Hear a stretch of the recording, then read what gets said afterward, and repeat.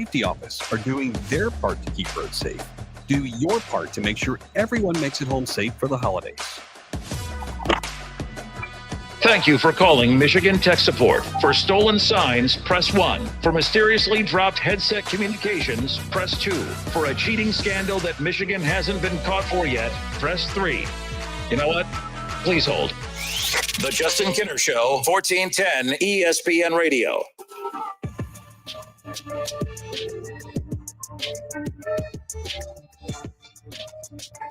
And just like that, it is a Monday. Welcome in, everybody. The Justin Kinner Show presented by Frickers. Frickers, your home for fun food, sports, and spirits. It's a slow sports cycle today. Not a whole lot going on.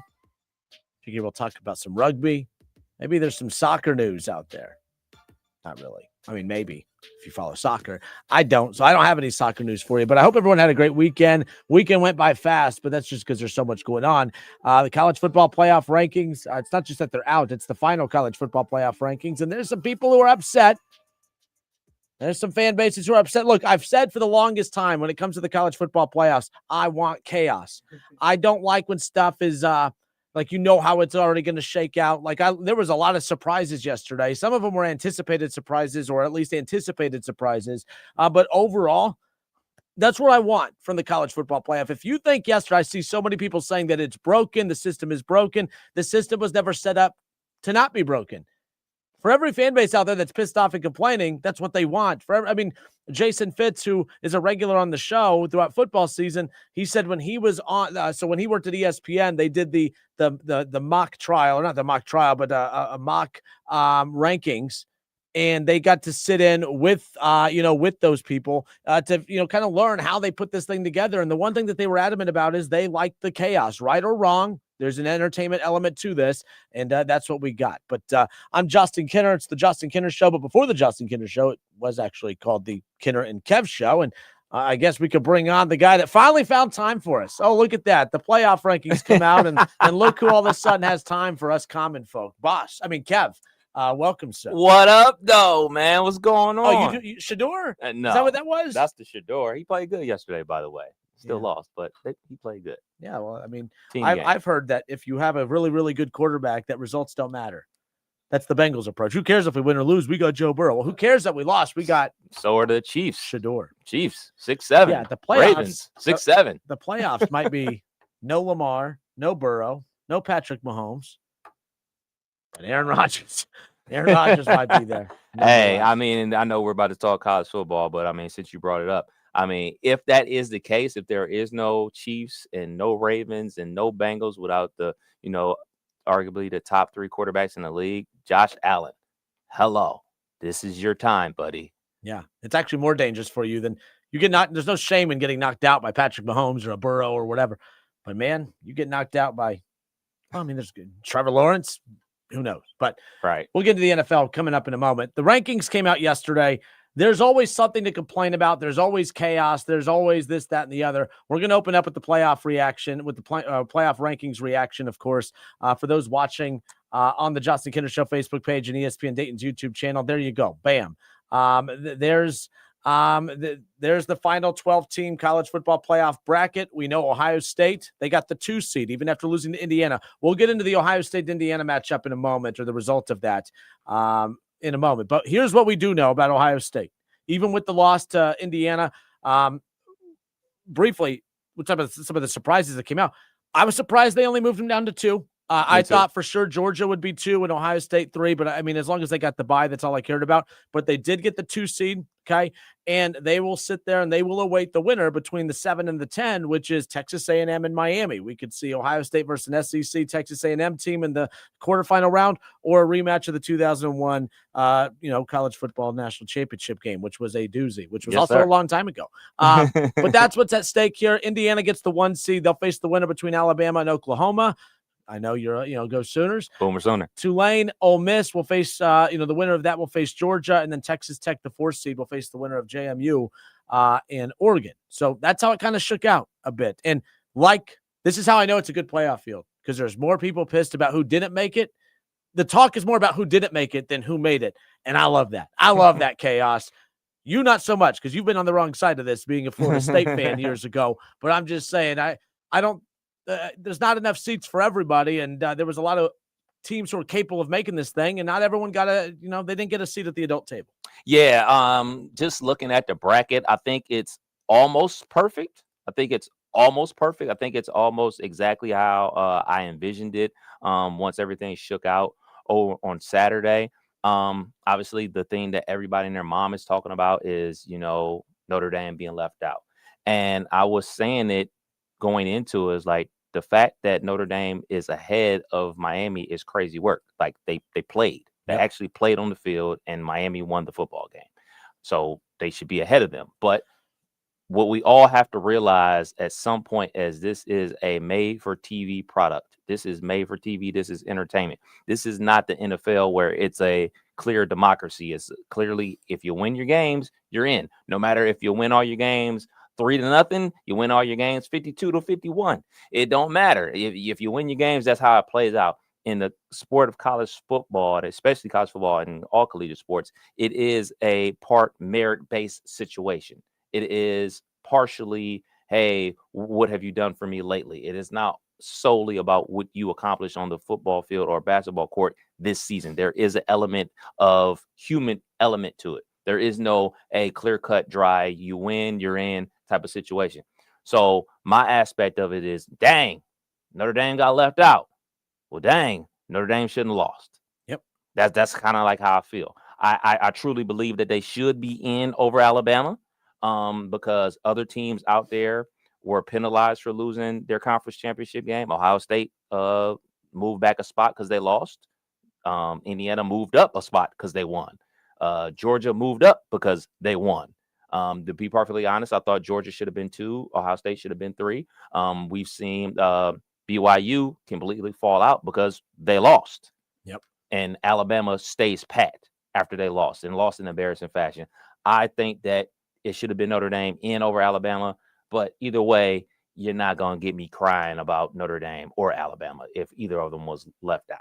No, and I think that when it started coming out, Keith and I were doing the show over at Frickers in Troy yesterday, and I said it was interesting. No Texas, no Notre Dame, no Texas, no Notre Dame yet. And or with Alabama there too. But it was like, okay, they have a tough decision to make. Their backs are against the wall because they have to let you know, are we valuing conference championships or are we valuing competing in the non-conference? One of the narratives was going to come out that, oh man, something was going to go. Texas to me is a bigger, I think that they actually got punished more than Notre Dame. Really? I don't think Notre Dame has really a whole gripe. You don't have one top 15 win. The two teams and they do have a good win against USC, but it doesn't carry a lot of weight. And at the end of the day, and Notre Dame fans are like, I swear it's low-hanging fruit to bring up that you're not in a conference, but you're not in a conference. And what this playoff field does tell you is that they value the conference championships. Now, you could say, well, they didn't because of BYU, but I don't think that conference championships are all equal. And it's not, because ESPN has this or that, the other. I think it's your body of work heading in. And when Ohio State was the number 1 team all season, and you lose by 1 possession, by a field goal, by 3 points in your conference championship against the number 2, now the number 1 team in the country, of course, we're not going to punish you. Alabama, my problem is you didn't just lose, you got blown out. And 2 of your 3 losses are blowouts. That's my problem with why Alabama was untouched. But also they said, your resume, if you're not in the SEC championship game, your resume is already good enough to be in the playoffs. So we're not going to punish you for having to play an extra game. BYU, their metrics were horrible across the board. Not that they're a bad team, but this is a metric-based system. And BYU, so them losing and getting blown out in a bad conference as it is, that's why I think, I don't think it's all the same. Saying, they didn't value the conference championship at the Big 12. It's not a good conference. The conference isn't very good, so that doesn't help. Then you didn't just lose a close one. I think BYU, if they lose by a possession or 2 possessions, they're probably still in. You got to be 34-7. Mm-hmm. That doesn't help. Texas, I think they're more of a victim than Notre Dame. I do think there's a lot of merit there to talk about what happens. So you would have Texas in over Alabama? I would have Texas in over Alabama. I would have put Texas in over Alabama as far as their resumes are very equal, very, very similar. Both of them have a horrible loss on their resume. Texas being that loss to Florida, Bama's being to Florida State. Both have horrible losses on there. Both have pretty good wins. Obviously, Alabama has the win at Georgia, and Texas has a win over Oklahoma. Yep. To have some other good Texas wins. A&M. I mean, A&M. that's a huge one. Yeah. So I like that. That's fair. That's fair. I wouldn't argue with you if you would have told me that if Texas was in there over Notre Dame. I just feel like Alabama shouldn't be in. Like I'm with you. You got blown out. You got blown out, man. Like Twice. I don't get that. So if it was up to Texas and Notre Dame, in breaking it down that way, I wouldn't have a problem with Texas being in over Notre Dame. But I definitely have a problem with Alabama being in the field because, like, we look at this sport, and regardless of how, you know what I'm saying, Booker McFarland tried to spin it and everything like that, talking about, you know, JMU and Tulane being in there. Well, realistically, they have no chance of winning it or whatever. Well, tell that to Butler when they made it to the Final Four back-to-back years. Tell that to, you know, the teams that do make deep runs. We all think that, you know, JMU and Tulane are going to lose in the first round. But guess what? That's why they play the game. But the simple fact that Alabama has a horrible loss in week 1 and got blew out in their conference championship game, and they didn't move at all. They just stayed pat, where other teams were penalized for losing, but other teams were rewarded for winning. Like, you rewarded Georgia for winning the conference championship. You rewarded Indiana. Yeah, great. And then, BYU, like, your metrics just don't work out. But, like, just they fell out completely. So they were punished. Regardless of how much they were punished in some type of way. Alabama was not punished at all, which is crazy to me. So the sooner we all realize that this is an invitational, the sooner we'll all be happy. Because the reality of the situation, and the powers that be know this, we ain't going nowhere. We can scream, we can cry, we can be upset about horrible referees, we can be mad about our team being left out. Guess what? We're going to be there next year, tapped in every single year. We can cry until the cows come home. The thing that moves the needle with us, and not just us in this country, just sports fans in general, is live sports. We love this thing called sports, and especially football. College football is built off of arguing. Because you know what happens in the NFL? There's no arguing. There's really no arguing unless it's bad calls. There's no, hey, my team's better than yours. Well, who do you play? Well, guess what? We're all in the NFL. There's only 32 teams. So your schedule is this. Well, you know, it all balance out in the end. Everybody in the NFL knows that. So the arguing isn't about what actually happens on the field. In college football, my conference is better than yours. It's the mighty SEC. No, it's the Big Ten. Oh, no, the ACC, they're not as bad as you think. It's constantly bickering and arguing. Oh, no, you guys bought a national championship. You guys cheated to win a national championship. That's what this sport is built off of. That's the livelihood. You can say the livelihood of college football is the recruiting. No, the livelihood of college football is arguing because there's no clear path. There used to be a day where, hey, we split national championships. And you, Washington and Michigan, you're the national champion. Oh, there's times that Alabama sports writers said, yeah, we're the national championship, and they crowned themselves the national champion. This whole sport is built off of bickering and arguing about who's better than who. And it just showed you itself when they had Miami behind Notre Dame and they actually beat them. Yep. Like, it's just that simple. So, like I said, I'm not mad at the bracket.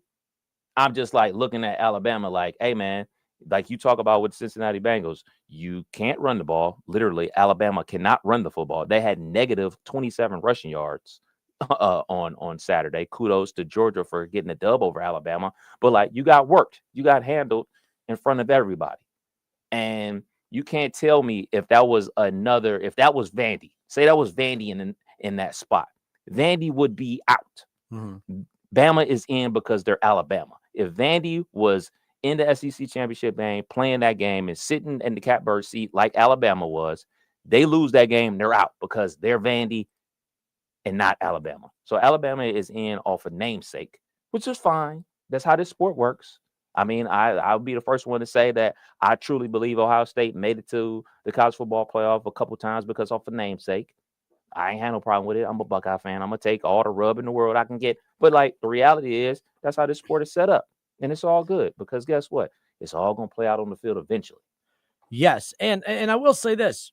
We're conditioned to also just discredit anything that Alabama and the SEC gets because of the bias. But I'm also, if you look at Alabama everyone focuses on, for when the Florida State loss. That's a tough loss. I didn't think it was a bad loss. It was a bad loss, but initially, as Florida State started to roll, it's like, oh, they're going to be forgiven for that. Then Florida State fell off at the end, of course. But I'm going to say this. They lost to Georgia in the SEC championship game, but they beat Georgia earlier in the year. Mm-hmm. They beat a good Vanderbilt team. They beat a good Missouri team. They beat a top 25 Tennessee team. Like, they had 5 top 25 wins on the season. So to sit there and act like they've played nobody, oh, they didn't, BYU didn't get the same treatment. I'm looking at BYU. They beat nobody. And they played Texas Tech, the only like contending team that they played, and they lost 29-7. They got blown out by them not once but twice. I don't feel bad for BYU because I think had they been competitive against Texas Tech, maybe they get a little bit of a rub. I don't know. I know. I thought that was it was the only way BYU was going to make it in was to win. Yeah, and I thought that would have been fair. And I mean, then you have the flip side of the coin with a 7-5 Duke team winning the ACC, which basically opened this door for this chaos where you don't have the ACC conference champion in there. You have an ACC at large team in there, that being Miami. So that also opened the door. I have a problem with Alabama in there, but the bigger problem is you weren't penalized at all. Like, that makes no sense. Like, you're not penalized at all, where everybody else was penalized for losing and everybody else was rewarded for winning. Yeah. Like, you didn't even move down the line. Like, your punishment is going on the road. Like, but you were already going on the road because that's where you were slotted.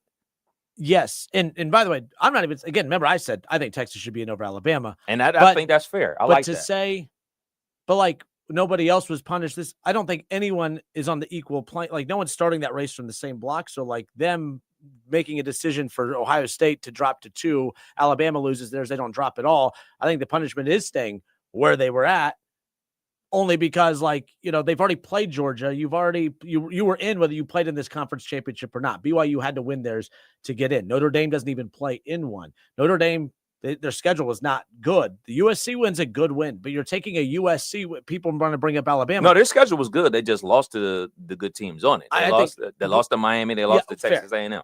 There you go. Okay. Yes, my bad. But the wins that they had weren't very sexy. Alabama had sexy wins, whether you guys want to admit it or not. Yeah, it's for 3 losses. It's the 3 last year. It's 3 losses. And I, to be perfectly honest, I didn't even think about Texas until you brought them up. And then you take a look at their resume. Like, yeah, like, if somebody would have told me Texas got that spot in, I actually would like that. And to be perfectly honest, thinking about it like this, if Texas was in that game, in that slot, they will be going to their biggest rival in Oklahoma. And Texas and Oklahoma don't play at each other's stadium. They play at a neutral site. So to have Texas on that field, that would be pretty cool. And I think that would get more people excited. I didn't even think of that. Yeah. Than putting Alabama in. But we already know, man, it's Alabama. They get a little extra rub. It's cool, though. It's cool. Justin Kinner, Kev Nash, 1410 ESPN Radio, Ann Anderson. Ann, hope you're well. Ann Anderson says, Notre Dame, get off your self-image and join a conference. Put your money where your mouth is. If you could do it for basketball, you could do it for football. And we're going to talk about Notre Dame coming up. Notre Dame, they're the biggest story coming out of Selection Sunday, of course. Some for the right reasons, some for not so much. We'll talk about that when we come back. Marcus Freeman, Dayton's own. I wish he coached anywhere else but Notre Dame because it's going to make it so much more painful for me to do what I'm about to do. But we'll be right back. Justin Kinner, Kev Nash, 1410 Wing AM.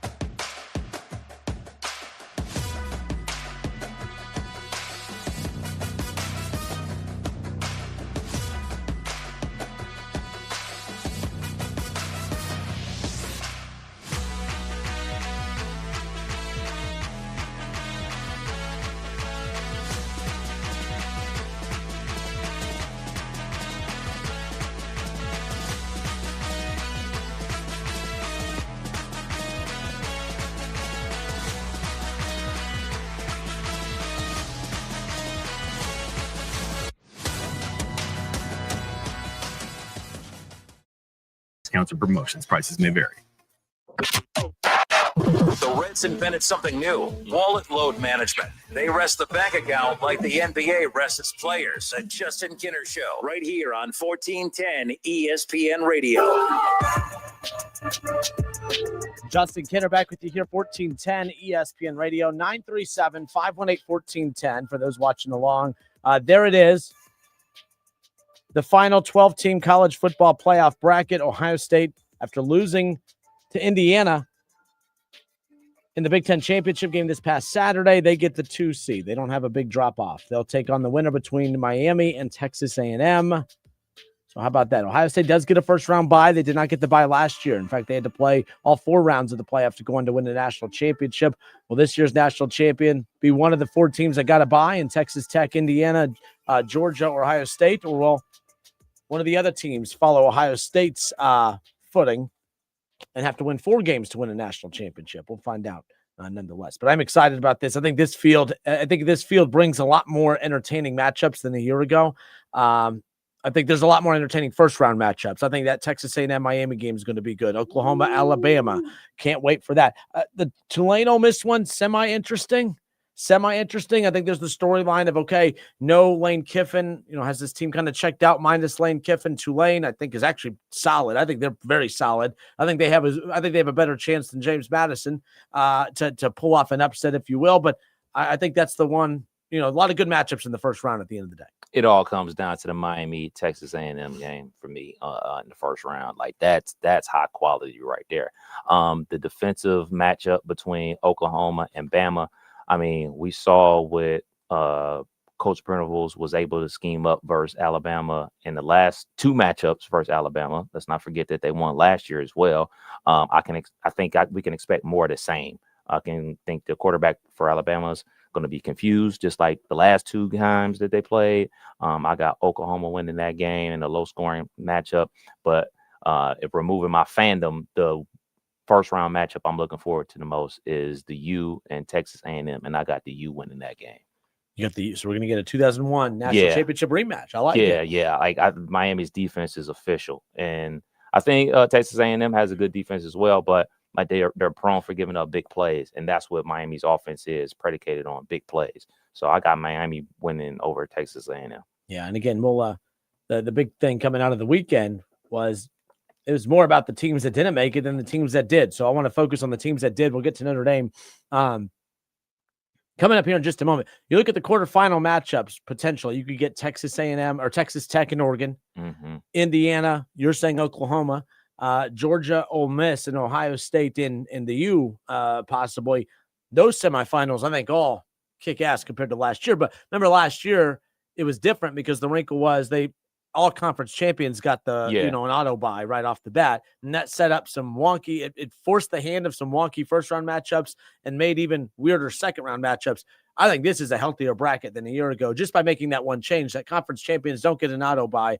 The first, the buys go to the top 4 seeds, and I think this makes a lot more sense. Yeah, and I know we're talking this, so I want to give kudos to both James Madison and Tulane. Both of their coaches are moving on to different programs, but their administration, quote unquote, allowed them to coach them in their conference championship game, and of course also going to allow them to coach in the playoff as well. So I think that keeps those guys locked in, those teams locked in on the goal at hand. I mean, I think that Tulane has a better chance, or better team than James Madison, but I think James Madison has a better chance of beating Oregon, if that makes sense. I think that everything going on at Ole Miss and the retention of a lot of the staff is going to have Ole Miss ready for this game. And obviously they already played Tulane earlier this year, beat them almost 50, I think the final score was. So I think it'll be a better matchup, but I think, hey, man, watch out for James Madison. Not saying they're going to win, but I think they're going to keep it closer than a lot of people expect. I also have a problem with Tulane and James Madison. This is where my elitist brain comes into play here. But I do think force-feeding us that level of football is also a problem, whether people want to admit it or not. It has created a lot more. And to be fair, after the temper tantrums I saw thrown yesterday, I really don't want to do anything to appease programs like Notre Dame and others. But it is strange. I mean, they keep talking about the 12 best teams, 12 best teams. These can't be the 12 best teams when you're force feeding us that level, when we all know theoretically. I mean, they're good teams based on their level and based on what they have to. But is that going to change at some point, or is it just good? I mean, they're always going to be a part of this. It's a tweak coming next year where Notre Dame is guaranteed a spot as long as they're ranked in the top 12. I know we're going to talk more Notre Dame here shortly. I actually like this because guess what? It's quote unquote not James Madison's fault.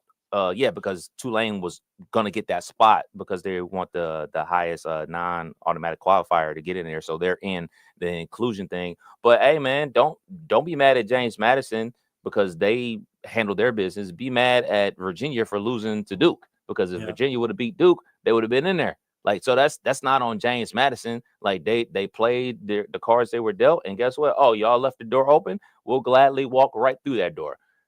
Hey, Notre Dame, how you doing? We've made the college football playoff as well. You made it last year. We're making it this year. Because their gripe isn't with James Madison or Tulane. Yep. Their gripe should be with, Virginia. Their gripe should be with Alabama. Like, it's not at Tulane because guess what?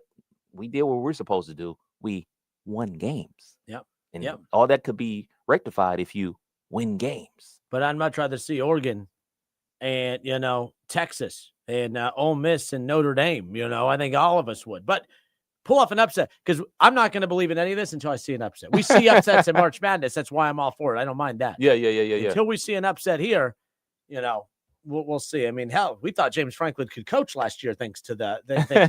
Not really. James Franklin could coach, but his coaching prowess ran its course at the end of the day. But I think he's going to cook at Virginia Tech. I think he's going to cook. I mean, he cooked at Penn State. Yeah, true. True. Is he going to surpass? Do you think he'll surpass at Virginia Tech or at Virginia what he did? Or wait, Virginia Tech. Yeah. Yes. Well, you think he'll do better at Virginia Tech than at Penn State? Because he didn't do bad. Yes, absolutely. Because the competition level in the ACC is not the competition level in the Big Ten. There's a team and a half in the Ohio ACC. State. Yeah, there's no Ohio State. There's no cheating Michigan in there. I mean, so yeah, there's no Oregon in there. Like there's as mid as USC has been, there's still USC. There's still a good program. There's not that. Like you have a floundering Florida State program. You have a team in Miami who still has never made the ACC championship game. I think never won the ACC championship. They made it into this year's college football playoff, but they've never won the conference championship. We've seen what's going on with Clemson. I mean, the ACC is up for grabs to anybody, and why wouldn't James Franklin be able to win it? Yeah, and again, that's for next season. James, I mean, he's been unemployed for a few months and then got employed, and he's sitting pretty right now. But look at that recruiting class. On YouTube, Devin reaches out to the show. He says Bama should not be in with 3 losses. We talked about Bama, in the last part of the show. I always counter with this stuff because people are so quick to say who shouldn't be in. Well, then who should be in? Who should be in then? Like, okay, Alabama shouldn't be in. I countered earlier and said I agree. I'm not a fan of Bama being in. I believe that Texas should have been in over them if you're looking at 3-loss teams being equal. But I guess this is why I said the committee, they did give a lot of credit to the conference championship game. Texas wasn't in theirs. Alabama was. Alabama lost, but they lost in their conference championship game. So they gave more credence to that versus losing to Ohio State in the non-con.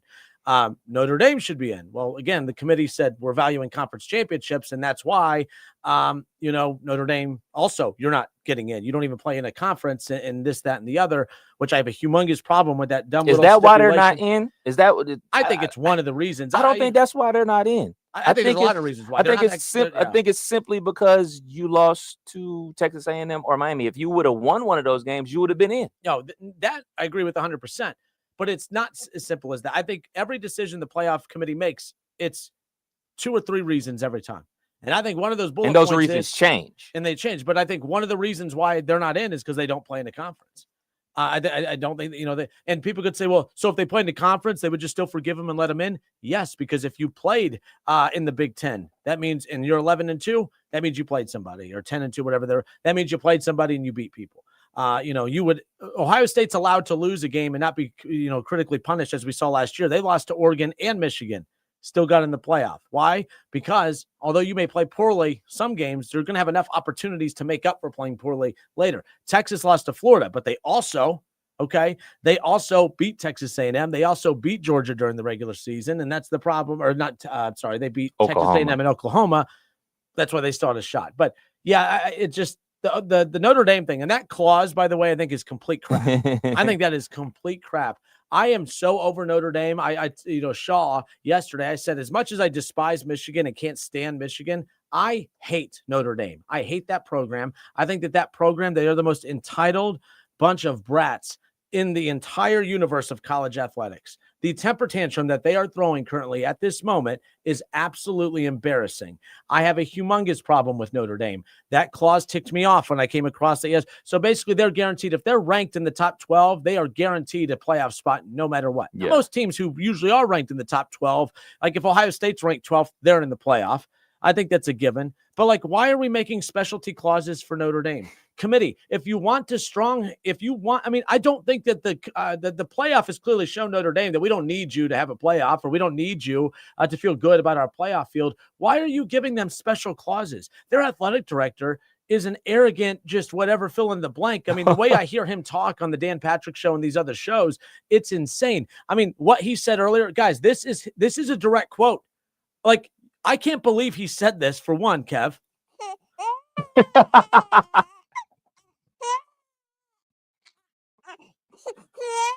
Then he would go on to say, embrace yourselves because we don't have the beat button. But he also cussed out the guy and said, it's unbelievable. And then on top of that, then Marcus Freeman, all right, when he's interviewed about this same exact thing, Marcus Freeman had the nerve to go on to say, yes. I mean, it's unbelievable. Marcus Freeman and their athletic director, they sound an awful lot alike. It's crazy. I thought it was the same person.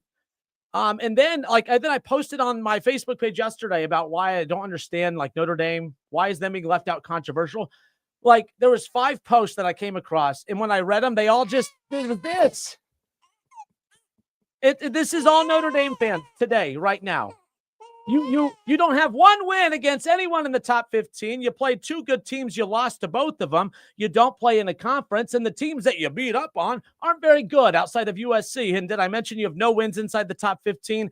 Notre Dame, stop it. You are not a victim. Oh, boo-hoo, the ACC, they really hurt our relationship because they were pushing for ACC teams to get in the playoff over us. You're not an ACC team, you cowards, because you won't join the ACC. You want the conference that you're not in, you want that conference to say, hey, Miami, who's actually an ACC team, they shouldn't be in. They're bums. But Notre Dame, who's not a part of our conference in football, we want them to get in. How delusional is that guy? I don't understand it. I can't stand this program. Get in a conference, you bums. You sit there and join conferences in every other sports because you need them for those sports. And I get that you don't financially need it here. Well, guess what? It kind of looks like you need it because all I'm hearing is this over and over. Oh, it's okay, you big old crybaby. Join a conference. It's that simple. It's really that simple. Now, could I guarantee that they would be in if they were in a conference? Yeah, I actually will go out on a limb and say yes. I think that if they're in the Big Ten, that they're in the playoff this year if they only have 2 losses. All right, but I'm telling you, I'm looking at what Indiana does now. I'm looking at what Oregon does now. I'm looking at, obviously, Ohio State, this, that, and the other. Like, life's simpler being in a conference. If Indiana could do it. If you don't know much about Indiana, Google them. Google it. Because the one thing that Signetti's not doing is this. The one thing, I went to the Big Ten Championship game. I tell you what, their fans, kind of a good time. I had a blast with Indiana fans. I was pissed that my team was losing, but I had a blast with them. Hoosiers? Hoosiers? I had a blast with them. I was like, this is kind of catchy. I'm not going to lie. I hate your team for right now because you're beating our team, but I'll take that over this. Notre Dame, kick rocks. All right? I don't feel bad for you. Marcus Freeman, you're from here. I want to like you. I really, really do. Leave Notre Dame, please. Take an NFL job, okay? Take an NFL job. Something. Just get out of Notre Dame. But I don't care that you're from Dayton. And you don't know who I am because I'm a no-name boob on an AM radio station. Which is why I could say this confidently because it probably won't get to him. But enough of this. You have crybaby. Oh, we're not going to play in our bowl game because we did the college football playoff. They took an opportunity away from us. So what do? You then turn around and you take an opportunity from your seniors to play one more game. You take an opportunity from your underclassmen to get how many more weeks of practice, opportunities out on the football field to prepare yourself so you could actually beat the good teams next year so your asses aren't at home watching the playoff like Justin Kinner in Dayton, Ohio. You crybabies, you bums, get a grip. Get in a conference, beat the teams you should. Something, Kev, I'm over it. Let me guess, you're not as aggressive on Notre Dame as I am. Yeah, I'm not. I'm definitely not. But my biggest thing is turning down the bowl game. Obviously not for your seniors, like the Jeremiah Loves and those guys like that. They should not be playing in a bowl game like this because they got, bigger fish to fry, get ready for the NFL and stuff like that. But there's a lot of guys on your team that are returning, and it's an opportunity for them to get more practice and for them to get better as football players. So I think that is a missed opportunity for Coach Freeman and a lot of other teams that turned down bowls. I believe Kansas State turned down a bowl. Yep. It was so bad that they started reaching out to 5-win teams because people that don't know, you have to win 6 games to be bowl eligible. And 5-win teams are like, nah, man, we've hired a whole new coaching staff, or we're already hitting the recruiting trail and trying to team up and get portal guys. So I understand those teams that weren't expected to make or weren't bowl eligible to say no thank you. But for a team that is bowl eligible to turn it down, you're missing an opportunity, in my opinion, to get better. Not only your guys to get better, but you to get better as a coach and to see what you got going into next year. Because guess what? You play this bowl on December 12th or whatever.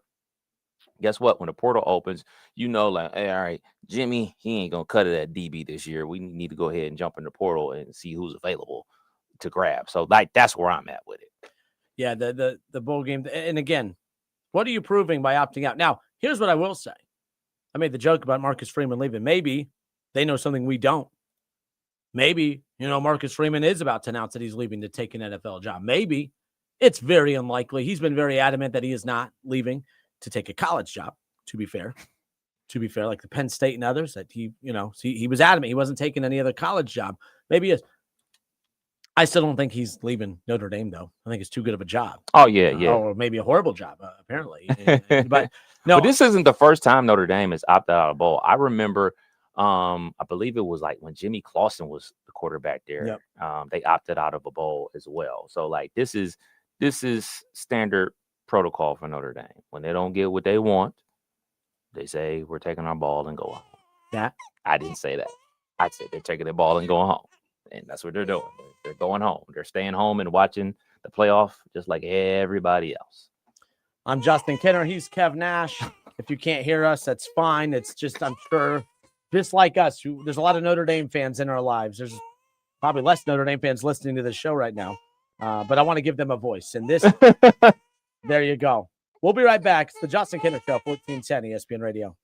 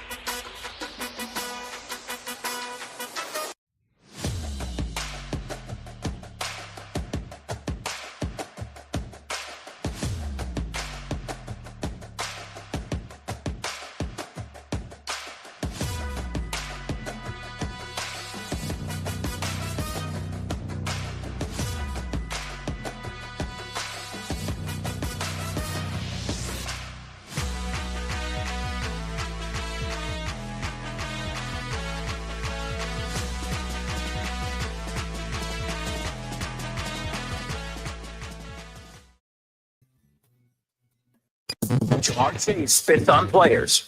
Kinner spits hot takes. It's the Justin Kinner Show, weekdays at 3 p.m. right here on 1410 ESPN Radio. Now, back to the Justin Kinner Show on 1410 ESPN Radio and on the stream at wingam.com. And we are back. Justin Kinner, Kev Nash with you here on Dayton's ESPN Radio. Kev Nash hanging out with us for a few more minutes, of course. But yeah, don't worry. I don't have any more audio. Maybe.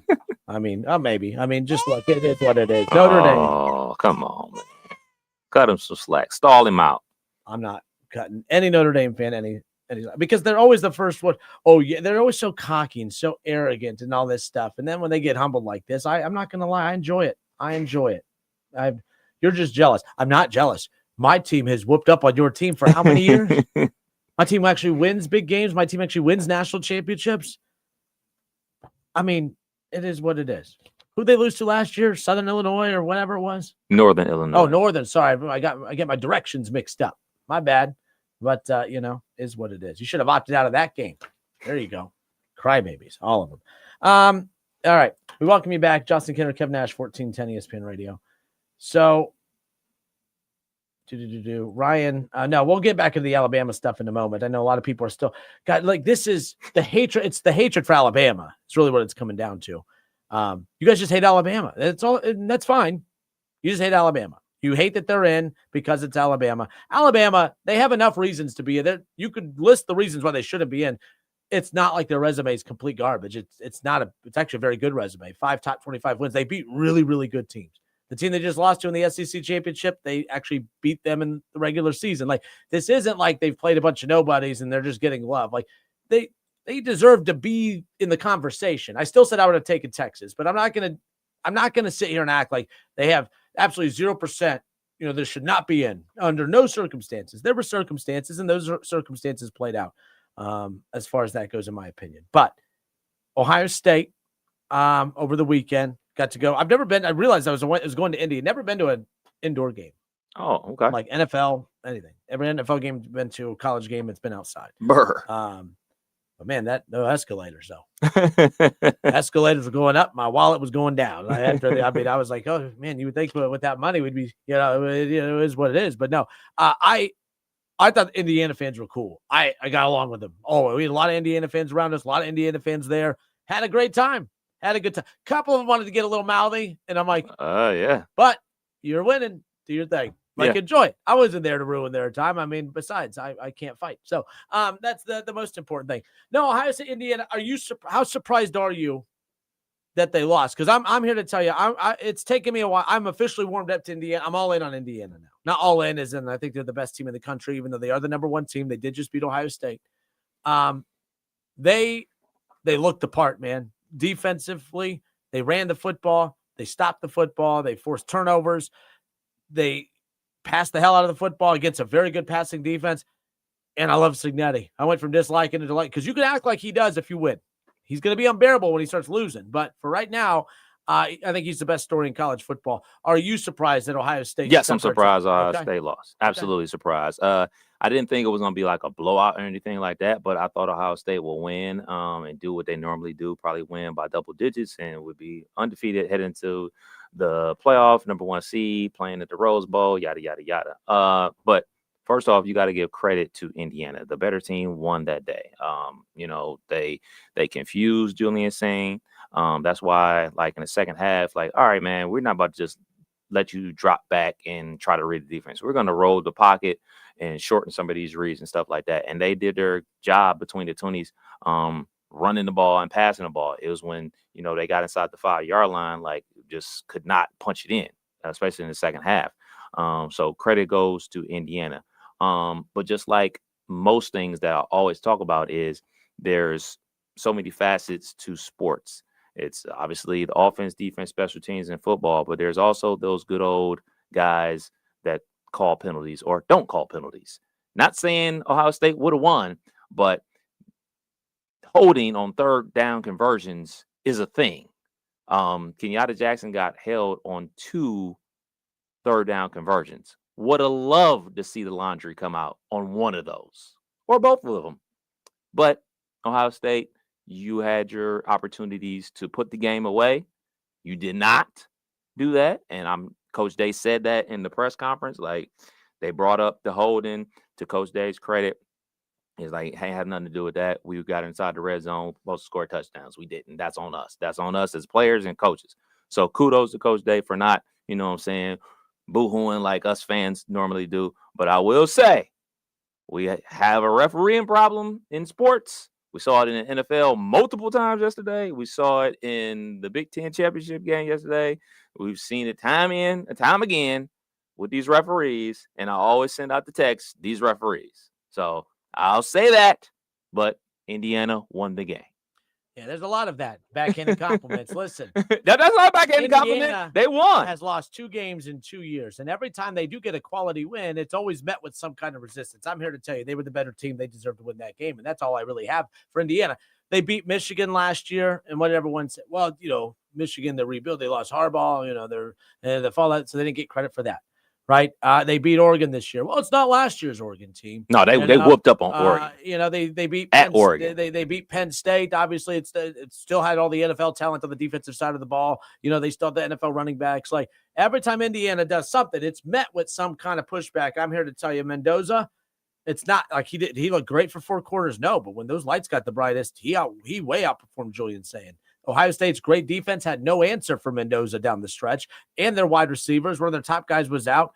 This, that, the other. And Ohio State didn't get called for a lot of penalties either. Like, you know, bad officiating goes both ways. And at the end of the day, we see teams who, when the moments get like, oh, they've never been here before, and then teams look like it. To Indiana's credit, under Cignetti, they've never looked like, I mean, outside of the Notre Dame, Ohio State last year, but that was different because they were physically, but he filled all those holes in the offseason. Well, a lot of those guys are back too. A lot of those guys are back that were on the team last year, so they're returning and obviously filling holes with Mendoza. And I mean, let's just be clear, he threw some dots. Yep. That slot fade that he threw for the touchdown, and then the third down over Jermaine Matthews. Those are dots because he's inside his jersey. Like, people are talking like, oh man, he got cooked. Like, well, he didn't get cooked. He's there in coverage. It's just a perfect pass. And you got to give him a ton of credit for a perfect pass. And obviously the receivers for catching it. They won. They the Big Ten champions, fair and square. And they the number 1 seed. I'm hoping and praying to see them in the Natty. I am too. Don't force me to root against Ohio State just to prove that Indiana is a real deal. Like, you know, all the excuses. I saw, you know, the Buckeye fan media making excuses. They were going through a lot this week because, oh man, they were losing their wide receiver. Oh, yeah, I don't want to hear that. I definitely don't want to hear that. When I heard that, you can miss me with that. Well, they were losing their wide receivers coach, and that's why they lost Indiana. I mean, that's good. It took me. I almost forgot how bad Buckeye media fanboys could be, but that's where we were going with that. I'm like, I'm out on that. But good stuff. I know you got to bounce. We got to bounce too. We got to pay some bills. 937-518-1410, the number to call and jump in on the conversation. We're also live on the Justin Kinder Show Facebook page, ESPN Dayton's YouTube channel. We'll be right back.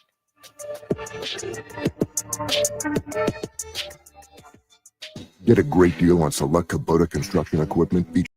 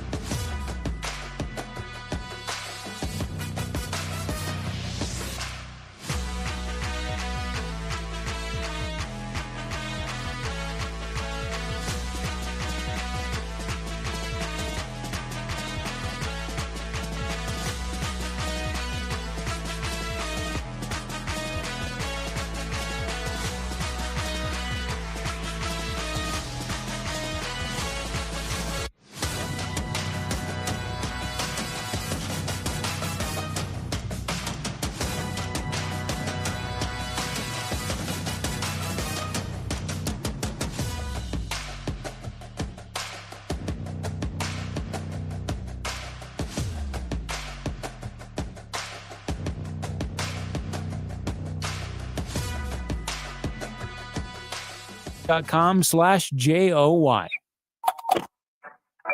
Thank you for calling Michigan Tech Support. For stolen signs, press 1. For mysteriously dropped headset communications, press 2. For a cheating scandal that Michigan hasn't been caught for yet, press 3. You know what? Please hold. The Justin Kinner Show, 1410 ESPN Radio. Now, back to the Justin Kinner Show, right here on ESPN Dayton, 1410 Wing AM. And we are back. Justin Kinner with you here on a Monday. I hope everyone had a great weekend. 4:05 here in the Miami Valley. Ohio State, they lose over the weekend. Like I said, we talked a lot. Kev was with us in the first hour, but we talked a lot about Notre Dame, this and the other. I'm over Notre Dame. I'm very annoyed with.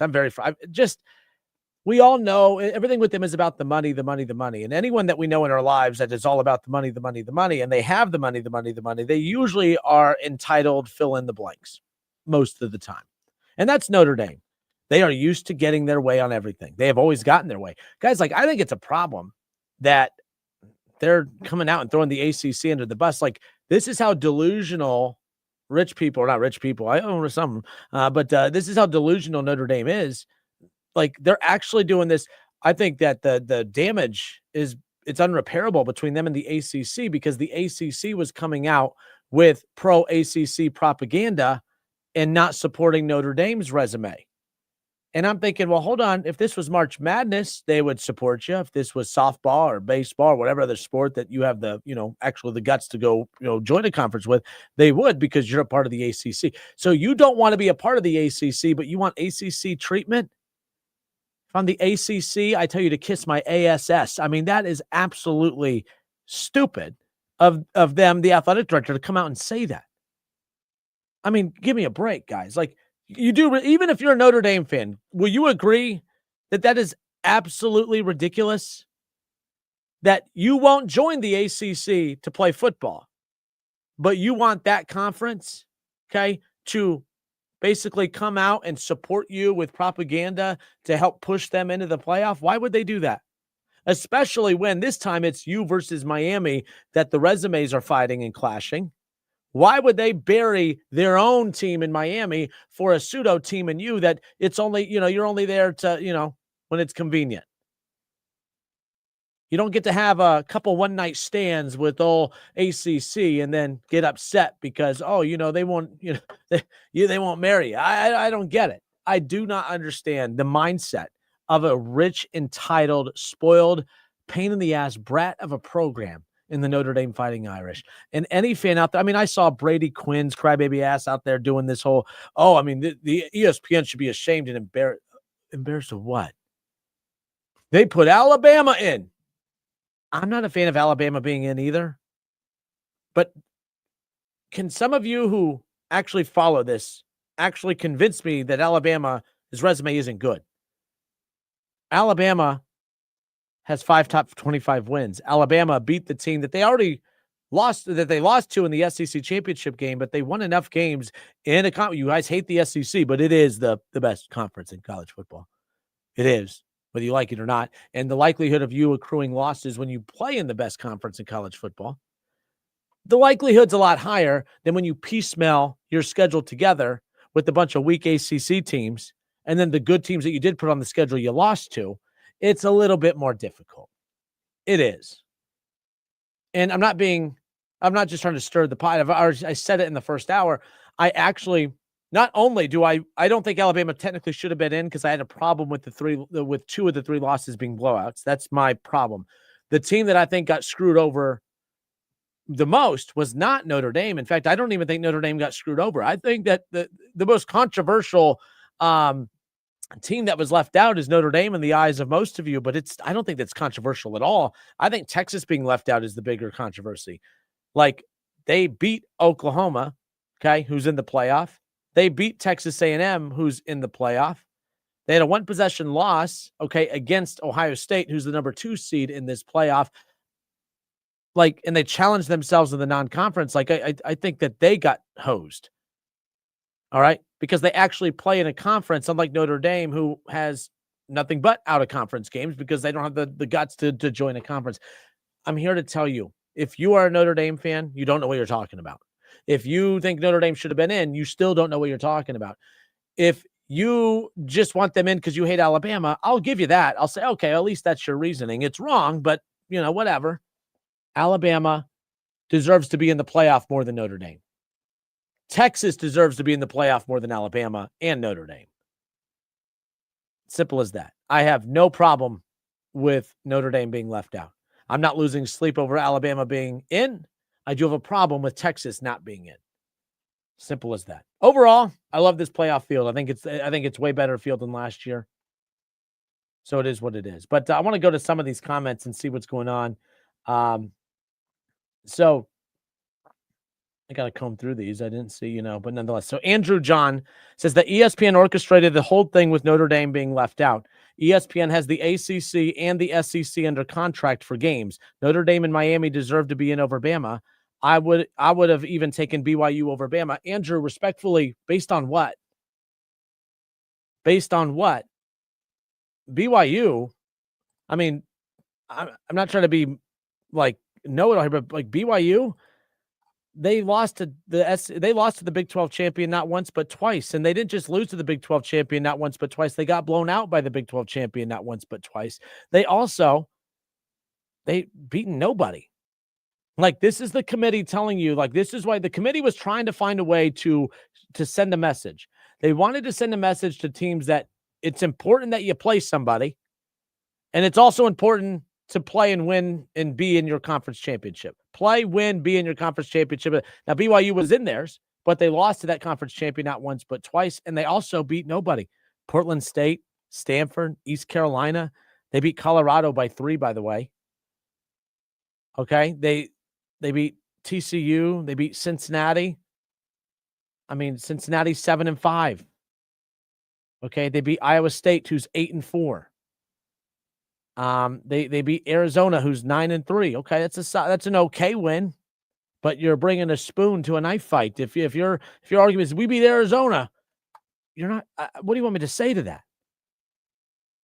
Utah, that was a solid win, 10-2. I'll give them that, but once again, they're a fringe top 25 team. That's what I mean. I totally disagree with you, Andrew, to say that BYU deserved to be in over Alabama. BYU did not deserve to be in over Alabama. Notre Dame and Miami did not. I mean, Miami is in. Miami is a very, very good team. Miami, you're right. They do deserve to be in, and they're in. Notre Dame does not deserve to be in. You can't give me one good reason why Notre Dame should be in. In fact, if you have one, I would love to hear it. 937-518-1410. But here's the rule, and it's my show with my name in it, so I get to make the rules.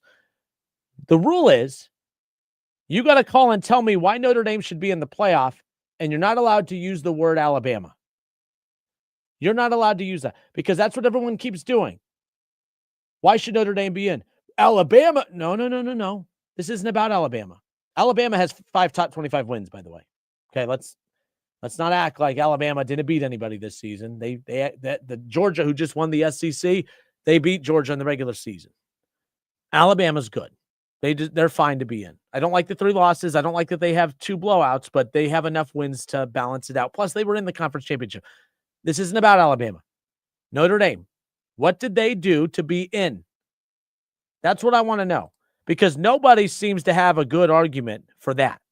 No one seems to have any real good reason why Notre Dame should be in outside of why you think another team should be out. I mean, Notre Dame, you played Miami, Texas A&M, you lost to both. You beat Purdue. You beat Arkansas. You beat Boise, Ace NC State, Boston College, Navy. I mean, you did put 70 points up on Syracuse, but it is Syracuse. I mean, what are we doing? What exactly did you do? No wins over anyone in the top 15. The only 2 good teams you played, you lost to. You don't play in a conference, so you didn't get to a conference championship. Again, you guys could hate me all you want, but you hate me because I bring up good points. Notre Dame has done absolutely zero to deserve to be in the playoff, and you know I'm right. And if you think I'm wrong, call in. You're not allowed to use the name Alabama. Notre Dame should be in the playoff because why? Not because so-and-so shouldn't be in and they should be in. I want to know what they did to be in. Because you could say, well, Alabama has 3 losses. Yeah, but they also have 5 top 25 wins. Okay? Like that matters. That matters as far as that goes. Well, Miami shouldn't be in. Well, Miami beat you. What do you mean Miami shouldn't be in? If it was all things, if it is coming down to being that close, Miami, they beat you. Miami's 10-2. Miami, they should be in. If all things, you know what I mean? If you're going to talk about the head-to-head, they got that. Your record's the same. All things, you know what I mean? It's like, so yeah, I could tell you why Miami's in. I could tell you why Alabama's in. I could tell you why Ohio State, Indiana, Georgia. I could tell you why all these teams are in. I'm here to tell you that if Notre Dame did make it in, I would be like, yeah, I don't know why they're in. There's no real reason. What metric do you have to justify them being in? You don't have one, respectfully. You just don't. You're just a Fighting Irish fanboy or fangirl, and that's totally fine. You're allowed to be, but you have no real reason why they should be in. It's as simple as that. 937-518-1410. But, yeah, this has been Notre Dame fans all day yesterday, all day today. It's been insufferable. It's been insufferable. And what they've done is they have ruined it because we should be talking about, if I'm Indiana, I'm furious that Notre Dame took all the attention away from us. Indiana had the best season in the history of their program. Indiana is the actual good team in their state. Indiana is the number 1 team in the country. They just beat Ohio State, something that Notre Dame, how was Notre Dame done against Ohio State? And instead, you have their athletic director doing this. Marcus Freeman, love you, former Buckeye. You're from the area, but I'm really tired of hearing Marcus Freeman do this. Pathetic. Notre Dame is pathetic. They've ruined the playoff because they didn't make it, and now they're throwing a temper tantrum. They're opting out of a bowl game. Michigan's playing in their bowl game. Texas is playing in theirs. Texas, they could have been ticked off. They could have been upset, and they are, but they're adults. They're going to play. You think a few years ago when Ohio State, missed the playoff, they had lost to Michigan for the 3rd straight time. Ryan Day, everyone wanted Ryan Day fired. What did they do? They knew that they were probably going to get beat going to play Missouri in the bowl game. Ohio State, the respected a national champion in today's era, in a modern era. They decided we're not too good for a bowl game because it's all about going out there to get better. But Notre Dame, no. We're too fine. Luck of the Irish and the attitude of a 12-year-old girl. It's pathetic. Notre Dame, really. All right, I'm Justin Kinner. It's the Justin Kinner Show, 1410 ESPN Radio. Ohio State, I saw so much. I forgot how fun Buckeye fans are when things don't go our way, too. Like, everyone, complaining about Ryan Day's play calling and blaming officiating, that's that Buckeye fan base that I grew up missing and loving. I'm here to tell you, Buckeye fans, you need to grow up a little bit. Not everything's going to go your way. Okay, not everything's going to go your way, and I think we got a little spoiled on those 16 straight wins. 16 straight wins. Wins over top 25 Tennessee. Win over the number 1 team in the country in Oregon on their coast. You go and you beat Texas. You beat Notre Dame. Yes, that Notre Dame. Notre Dame, the bunch of crybabies. That Notre Dame. In the national championship. You beat Texas again in week 1. All right, you go on the road. You beat Washington. All right, you kick the ass of, obviously, Penn State. You beat that team up north at the Big House. Dominated. Absolutely dominated for 16 straight games. Won a national championship in the mix. And then you get to the Big Ten championship, and you lose to the number 2 team in the country by 1 possession in their territory, and Buckeye fans acting like a bunch of children over the weekend. I'm here to tell you, there is no shame in losing to the number 2 team in the country in your conference championship game. You don't have to like Ryan Day's play calling. He's better than you, and he knows more than you. He knows more than me. You don't have to agree with every decision that was made. I didn't. I didn't care. We've been spoiled. And the fact that we wanted heads to roll because they lost to the number 1 or number 2, now number 1 team in the country, I'm okay. I'm not okay with the loss, but Indiana's good. And I thought it was very immature of Buckeye fans to then spend the rest of the weekend discrediting Indiana. Here's the deal. It's not embarrassing to look. I know we grew up and we've been conditioned to look down on Indiana. This isn't that Indiana. This is a good Indiana. They have an NFL quarterback, NFL wide receivers, great offensive line. They could run the football, and that defense is phenomenal. No defense since Texas made Ohio State's offense look as irrelevant as what they did over the weekend. Ryan Day's play calling, as you guys criticized, didn't help. But I think a lot of the plays that they called, they're the same plays that they called that dominated the competition for the previous 16 games. You just ran into a really, really good team for once. It's fine. Ohio State, they're still winning a national championship. And I pray and I hope that they run into Indiana again in the national championship. How phenomenal, how cool would that be? But they got the work cut out for them. Ohio State, a potential showdown with Texas A&M or Miami. Ohio State would then have to beat Georgia, and then Ohio State could potentially run into Indiana, maybe Oregon, Alabama. They had to beat last year Tennessee, Oregon, Texas, and Notre Dame to win a national championship. If it's chalk, they would have to beat Texas A&M, Georgia, and Indiana. 2 SEC teams. Okay, Georgia finished number 3 in the final rankings, and Texas A&M spent, 90% of the rankings sitting in the top 3? And then the number 1 team in the country. Back-to-back years where they've had an absolute brutal draw. And I don't feel bad for them because we saw last year that not only could they win out through their brutal draw, but they had to win 4 tough games. Now they just got to win 3. I'm fine with the draw. I'm fine with Ohio State. I was a little bummed with them losing the game, of course, but I'm like, all right, well, that's fine. You know, you did all your work throughout the regular season so you could afford a loss like that. You know, this isn't the 14 playoff where you had to be perfect to make it. Ohio State, 12-team playoff. You beat Texas in the non-con. You beat Michigan at the Big House. You beat up on Penn State. You did all your work in the regular season so you could afford a loss like that, and they weren't even really punished. The only thing I was bummed about is they're not playing in the Rose Bowl. I wanted to go to the Rose Bowl again. But they just need to win so I can go to the Fiesta Bowl. That's all I care about. I'm Justin Kinner. It's the Justin Kinner Show. I know Mo and Eric and Dave. I know you 3 are on hold. And Shaw's on hold as well. I'm going to get to your calls right away. I appreciate the calls. My bad. I ramble and then get away from the point. But the bottom line is it's okay to be upset that your team lost, but it's Ohio State. They're the number 2 team in the country. To me, still the best team in the country. They're the defending national champions, and they're going to be just fine. I don't like to do the whole Indiana wanted it more, but I do believe Indiana, this is the best season in decades and decades and decades. And they just had Ohio State in their state at Lucas Oil Stadium with the Big Ten championship on the line and a chance to get the number 1 seed. Yeah, I do believe that they wanted it more. And they got it. Good for them. Ohio State's going to be just fine. Kirk Herbstreit's right. A good chunk of you are part of the lunatic fringe. Work on it, but keep your passion. We'll be right back.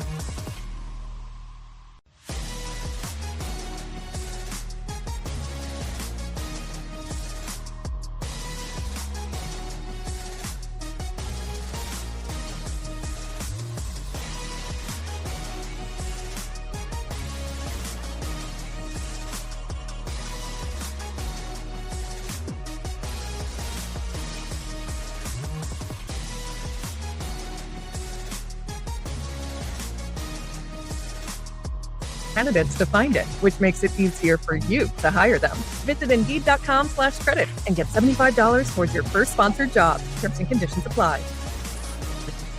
The Justin Kinner Show, right here on ESPN Dayton, 1410 Wing AM.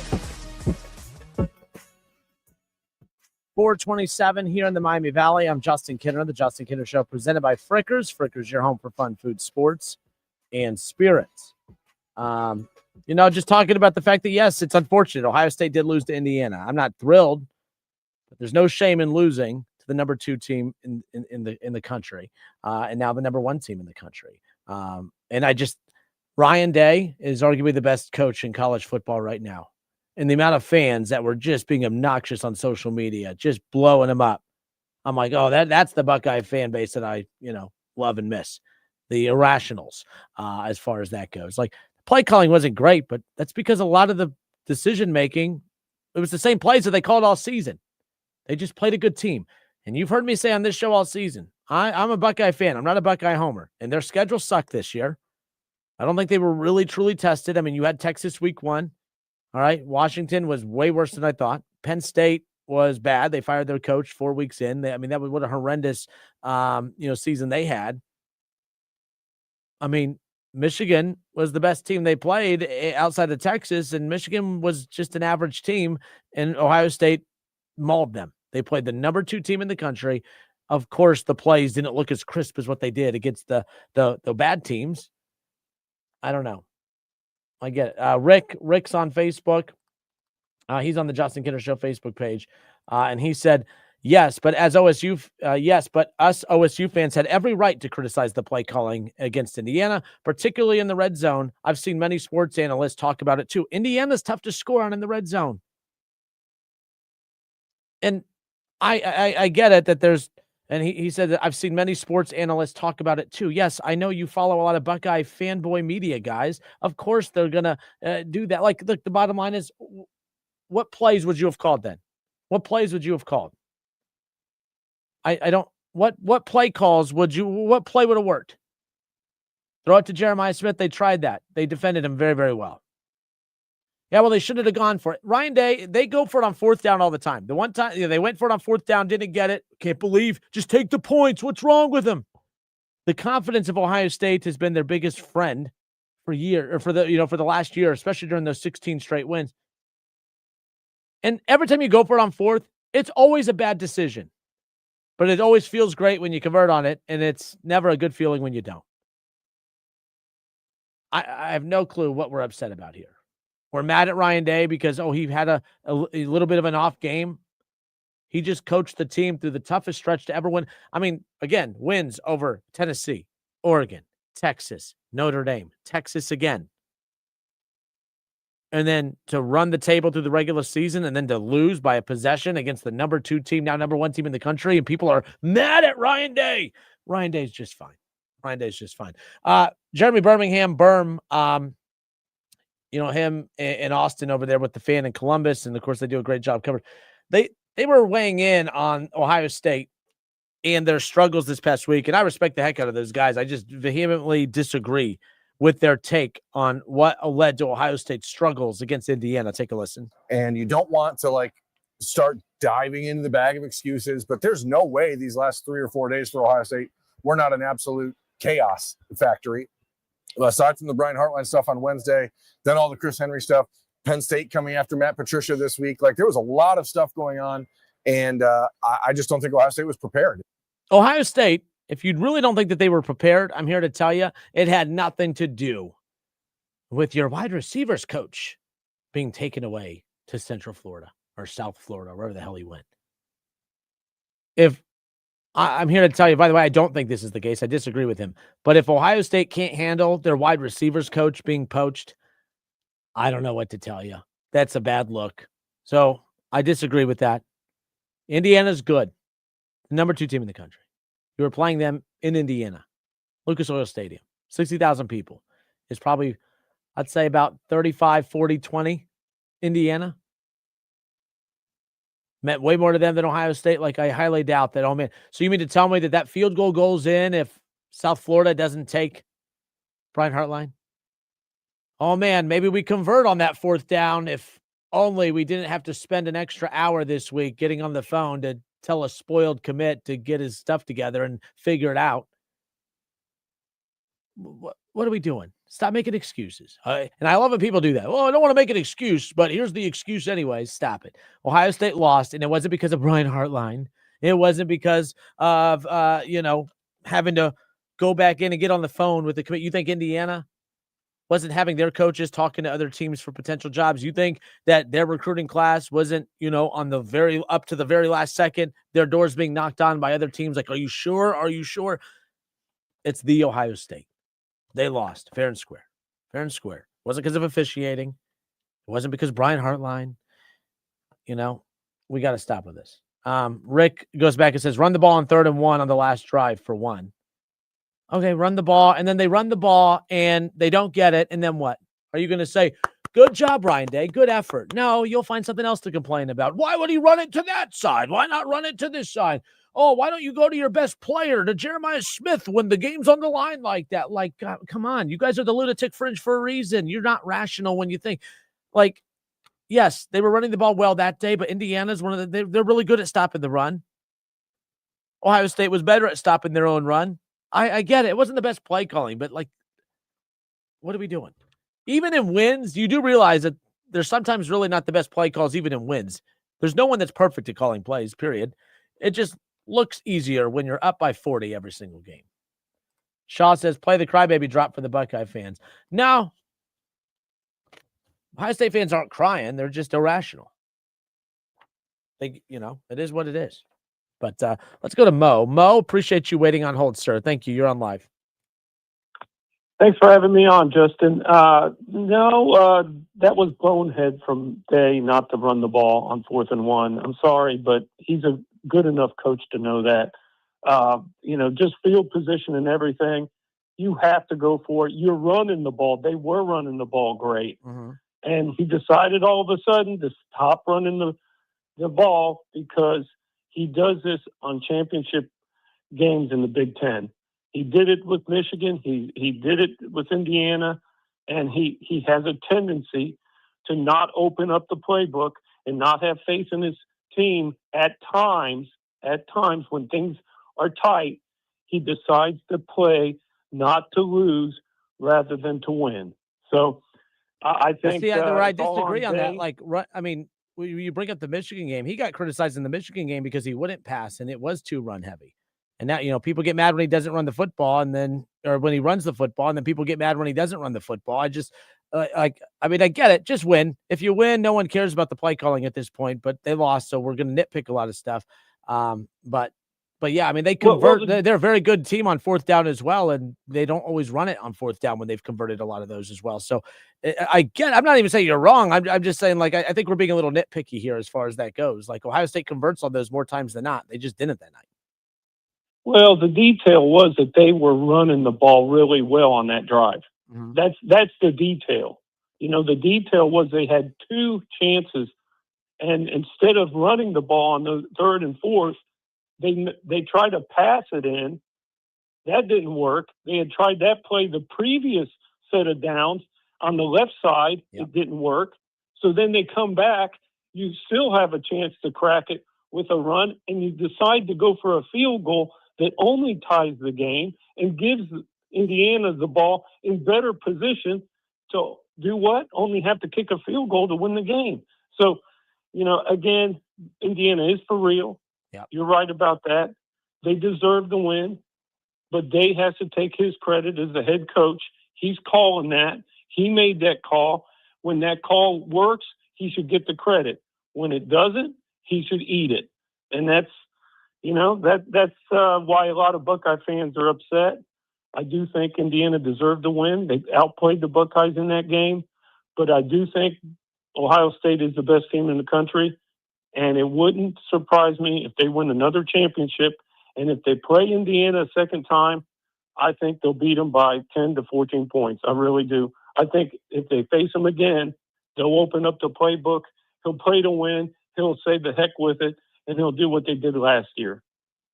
That's the hope. And I see a lot of people pointing out and Mo, a lot of people pointing out that, last year they lost their final game before the playoff 13-10, and that worked out pretty well. They lost 13-10 in the Big Ten championship. Maybe they do the same thing that they did last year. They're good enough to do it. They should win this national championship as far as that goes. But, they're running into good teams now. They're not playing the bad Big Ten. They're playing the best of the best right now, as far as that goes. Unfortunately, they couldn't get Notre Dame, but they actually have to play good teams now, well, about Notre Dame, okay. I'm not a Notre Dame fan. I'm a Buckeye fan. Yep. But hey, let's be real. Notre Dame is one of the top 12 teams in the nation. They deserve to be in the 12-team playoff. It is not a requirement to be in a conference to play in the 12-team playoff. TCU's on line 2. They were in the playoff last year, and who did Ohio State have to play for the championship? It was Notre Dame. Mm-hmm. So, those are the points I bring up. Alabama should also have been in. I have a problem with the Tulane and teams like that. Oh, me and you are on the same page. They're not they're ruining this field more than anything, because it really becomes, Mo, it's a 10-team playoff field, because we got to do everybody gets a trophy. We got to make everyone feel included in this. And I disagree with this 100%. Tulane should not be in. James Madison should not be in. They are very, very good teams, but they're not, what we're talking about here. There's very good MAC teams. They're not in the playoff. That's not how this works. So I'm with you 100% on that. I agree. Yeah.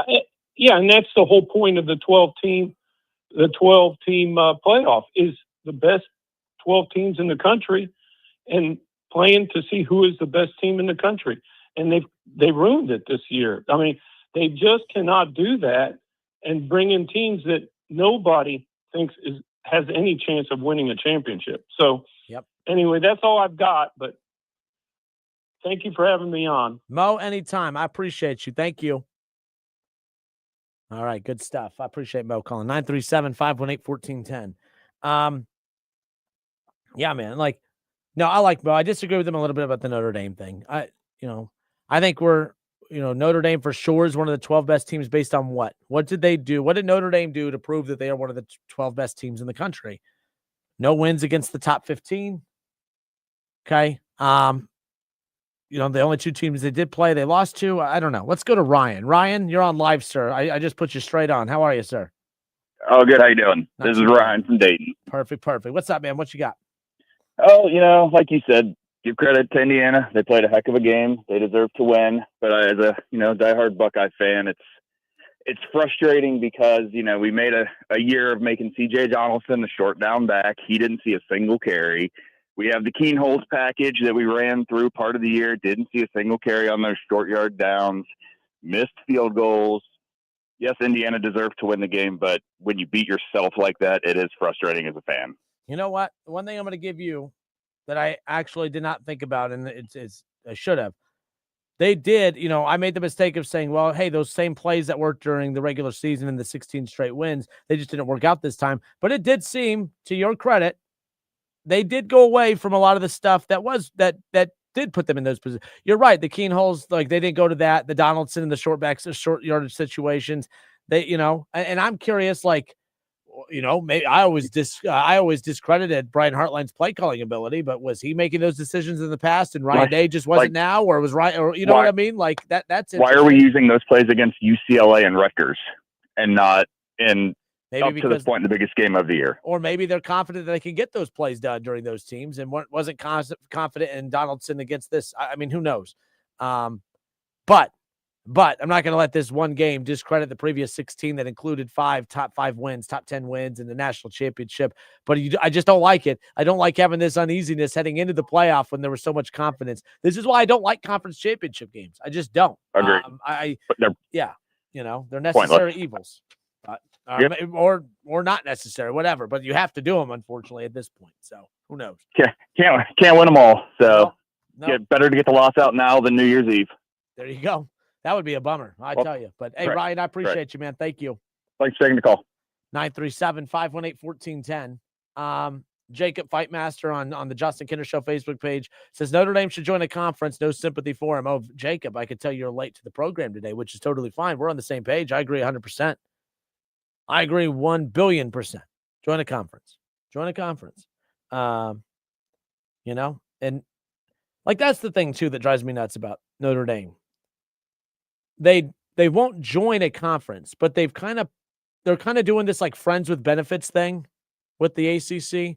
They get to sleep with the ACC. They get to go out and have fun, you know. But when it comes time for commitment, Notre Dame's like, oh, no. No, I don't want that. I don't want that. But then when it's convenient, then Notre Dame all of a sudden is a little upset that they're not in a relationship. Here's the problem I have with that too, okay?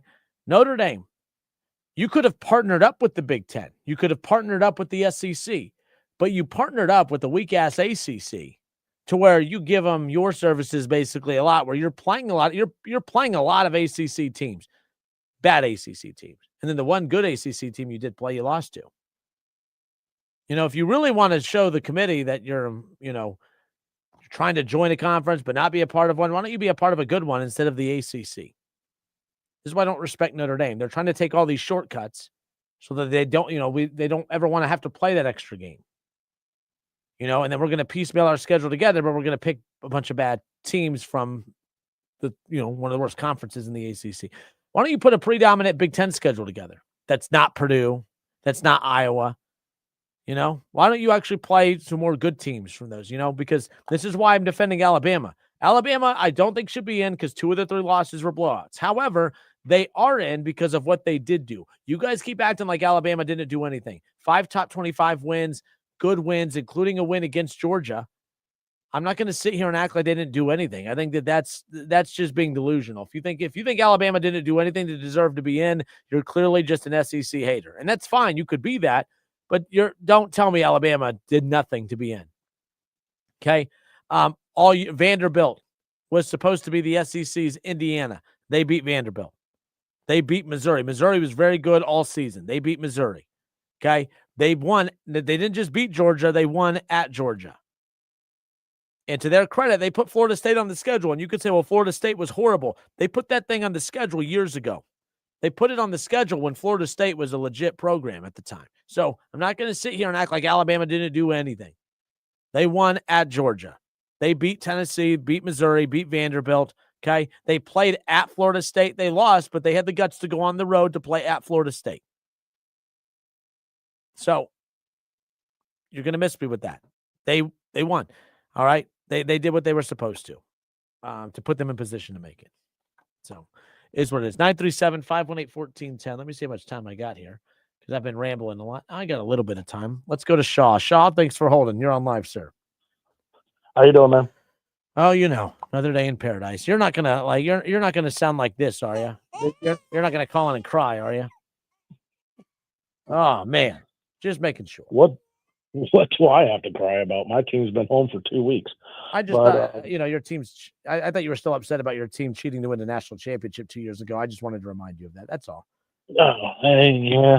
You tend to do that quite a bit. I do, but you were probably calling in to agree with me. I think you agree with me on some of this stuff. So why should I get in the way of that? Yeah. I completely agree with you. For now and forever, moving forward, the team from South Bend will be known as Notre Lame, not Notre Dame. You sit there and you claim that you're for the team and play like a champion and all of this other crap that you spew on nonsense, and you try to think that you're holier than thou across college football. And yeah, you didn't get your way, even though you played one of those teams that you lost to at home. So you're supposed to have an advantage there, and you lost it. And then you played another team that was actually worth a darn, and you lost to them too. And you didn't really play anybody but service academies the rest of the year. But somehow you're supposed to be in the playoff, and then you want to go home and cry in your Wheaties because you didn't get your way. All the while you have a freshman quarterback and other freshmen, sophomores that could really benefit from bowl practices and the bowl prep and just more playing football, getting ready to play football for next year. But no, that didn't mean anything. The juniors and seniors that aren't going to go to the NFL, but they're playing basically for the love of the game or the love of quote unquote Notre Dame, as you will, they didn't matter because they none of that matters. It's just your crybaby mentality and your crybaby attitude is more important than actually caring about the players of your program. That also being said, I will, as much as it makes me throw up, I'll defend maybe the fan base a little bit here because the committee did have Notre Dame ahead of Miami all year long. Well, for every one of their rankings until literally Tuesday. So, I mean, that part of it doesn't make any sense. How does Miami jump them when they're both sitting at home? I guess Miami must have practiced a whole hell of a lot better than what Notre Dame did. So that doesn't really make sense to me. Just none of it really does make sense, especially when you sit here and you want to take college football at their word, and we're going to do the best thing for college football, and we're here for college football. But then you sit back and you realize it's not a true playoff. It's an invitation.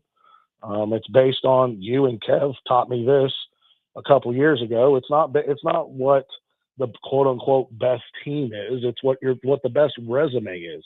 The teams are walking across into a beauty contest, and that's all it is. It's a beauty contest. It doesn't matter here or there. You'll have a little chances to see like Miami beating Notre Dame. That ultimately does matter, but it took however many weeks for it to matter. Before that, it didn't matter when they were ranked 18 and Notre Dame's ahead of them. But that's the stuff that frustrates me, where the committee just pulls stuff out of their rear end just to say that, hey, we're going to show you some rankings and we're going to show you that it really does matter, when all the while we know it really doesn't. They claim that they're not SEC biased, but explain to me. I understand Alabama has 5 quality wins in the SEC. I understand that. But explain to me why losing in the championship by 21 or losing in a championship by whatever they lost to Texas Tech, what's the difference? Because BYU is not even on the same field. Like Alabama had enough work in the regular season to give them that little leeway. BYU played nobody all season. So BYU really had no reason to be in outside of the total wins that they had. And then the 2 good teams that they played, they got obliterated by, and it was the Big 12 champion. I don't think we could put those on the same starting block. They weren't starting from the same starting block in that race because Alabama had a much larger head start because of the wins. Remember, and this is me not defending Alabama, but saying at the same time, acknowledging them and BYU, just because they both lost, like everyone keeps saying this, well, they both lost to their conference champion. One got helped, one didn't. It's not just about that. It's the body of work heading into those conference championship games. Some had a little bit more rope than others. Alabama had a lot more rope, but Alabama gave themselves that rope by getting all those wins, including beating Georgia earlier in the season. BYU they also had a rematch in their Big 12 championship game, and they got their ass kicked both times. I completely agree with literally everything you just said. I'm just bringing up the point that I'm tired of the committee saying one thing and then out of the other side of their mouth, they're saying something completely different. They want to show that the conference championship games, they matter and yada, yada, yada. But then to the basic, and I'm not being offensive here, but just like the college football fan that doesn't put as much work into you, Kev, and me, and some of these other people that sit here and they watch all the games and they pay attention to it and they understand the true what's going on here. But to the novice just sitting there looking at it when the rankings come out last night, well, how does a 3-loss team not make it, but a 2-loss team who made it to the conference championship? And they said that making it to a conference championship means something, but then you got have a team making it with 3 losses, but one that had 2 losses going home. That's the whole thing. Like, it's just, but it's about the body of work as a whole. It's not just 100%. About conference championships, but not every conference championship attendee has the same resume heading in. If that's the case, you might as well just have a conference championship game to kick off the season and just base it off that. Again, BYU and Alabama, just because they're both in their conference championship game, it doesn't mean that they're going to be weighted the same. Like, I agree. So that's the reason why I'm not defending the committee, because the committee's full of crap. I think the worst thing about the playoff rankings is those 4-week shows leading into it. because if those shows don't exist and the rankings come out, you're still going to get the temper tantrum of all temper tantrums, thrown by everyone's rich, bratty, spoiled Notre Dame fans out there. But outside of that, everyone else pretty realistic. Texas is complaining the way that they should. We are not happy with the committee's decision. We are very frustrated, but you know what? We can't wait to get out there to practice and to have a chance to end our season with a win. I don't care for Sharon Moore, but he came out and he said the same thing about preparing for their bowl game. It's an opportunity to still get extra practice time, to still be out there with the guys, and a chance to end the season with the victory and go out that way and take momentum into the offseason. That's how you do it. That's how you handle it right there. I'll be honest, Justin. That's the part of it that as looking at Notre Dame fans, that's the part of it that I don't understand the most. Like, they're defending it. Like, well, yeah. Brady Quinn and all those guys, like Mike Golick. I'm afraid of Mike Golick Jr. I'm going to have him on, but I said, I'm going to let you calm down for at least a week before I have you on, because I can't be as cocky with him as what I am right now. I don't think I'm going to use the crying baby soundbite for Mike Golick Jr. or Mike Golick. I would suggest not, but hey, you do you. It's like, you never know. But that's the part of it that I just don't understand the most. Like, I understand I don't get it, but I can at least give you leeway for the gripe of not making the playoff. But defending the fact of not playing in a bowl game when you have all the young players to develop and everything else like that, and you're just going to take that away. And then on top of, you're the program that sits there and rubs it in everybody's face that you're independent. And one of the main reasons why you're independent is you don't have to share that bowl money with any other teams in the conference. You get it all to yourself. Well, this year, you ain't getting none of it because you want to go home and cry about it. I don't know. The whole thing it's nuts. And I disagree with you that this bracket's better than last year's bracket. Oh, what? When you have JMU and Tulane in the bracket, that automatically means it's not better than last year's. Last year had bad teams in it too. Yeah, but not Tulane and JMU. Ole Miss and Ole Miss and Oregon have buys to the quarterfinal. Like they just do, and that to me is not better than what it was last year. Yeah, you had blowouts, but at least the teams were somewhat respectable rolling into those games. Like what's going to be happening in next weekend? That's nonsense. At least Notre Dame and not Notre Dame, but at least Alabama and Oklahoma. At least that's a good game, and at least Miami, Texas A&M is a good game. Or else that weekend would be garbage. But no, it has to be better because last year, is Tulane and like last year you have Boise, who had a Boise had a bye. Boise had a bye last year. All right, SMU was in the playoff last year. You had Arizona State with the bye week. That's why this bracket this year is better. There's always going to be those little questionable teams that make it in the end because we got to, everyone gets a participation trophy. That's always going to happen. But the matchups are better and it's consistently set up, I think, for good matchups each round. Yes, those two teams ruin it, yes, but there's always going to be those types of teams in there. The fact this has been laid out way better. The first round matchups are way better. The quarterfinal matchups, everything. I just think this was a much better setup. Still tweaking that needs done. Still tweaking. Oh, 100%. If you really take out JMU and then put Notre Dame in, then I'm fine with it.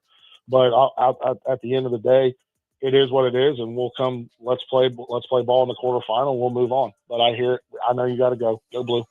I am not. Damn it! You did get to go Blue in there. Ugh, every time. Go Blue, and hook 'em horns, baby. Hook 'em. All right, good stuff. Let's see. We're going to take a few minute break. We're going to wrap up this hour when we come back. Big update on the Bengals. Big update. One update on a player on the offensive side of the ball and a big update on a player on the defensive side of the ball. Yes, the Bengals technically have a defense. They don't have a defense, but it is a player from that side of the ball, I guess. We'll get to that next. Are you like everybody else in the world who has no idea what to get everyone for the holidays? Well, you're in luck. We got you. Hands-free Skechers slip-ins. Because with hands-free Skechers slip-ins, you just step into them and they're on. There's no bending down, no touching.